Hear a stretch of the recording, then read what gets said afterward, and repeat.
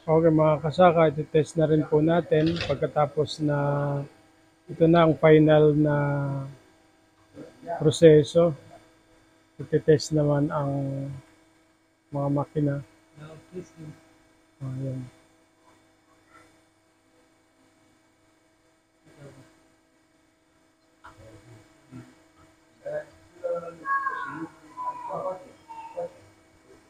It's called repeat. Then will have a big sound, big noise. Yeah. And now it's called the good. Yeah. Right. Yeah. Here, that the blue color Yeah. means good quality. Hmm. Yeah. So pasado siya. So yun lang po mga kasaka. So from there, sa machine, kaloy dito, dito. Ito na ang last part dito, titest na. So, ganito kagandang quality. So, hindi na mano-mano ang paggawa ng mga copper wire motors natin. Ito na.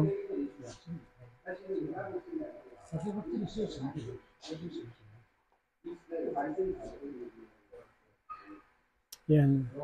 So, approve.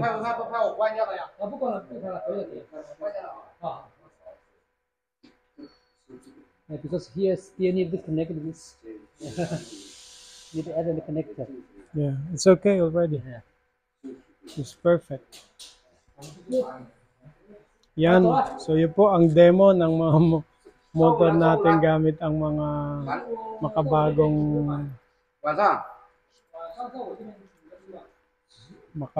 mga machinery natin. So dito po ginagawa ang binding ng copper wire sa motor.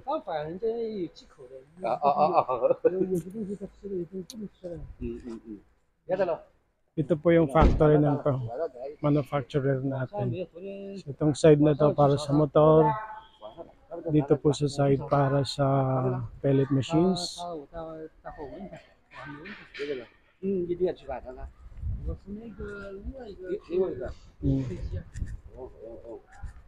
So dyan po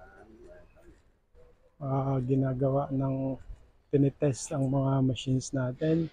Tapos ang packaging naman sa kabila ready for shipment. The motor also. Here we are checking one by one. Yeah. You can see here. This is all for the container. The green color. The green color. Yeah. All for container.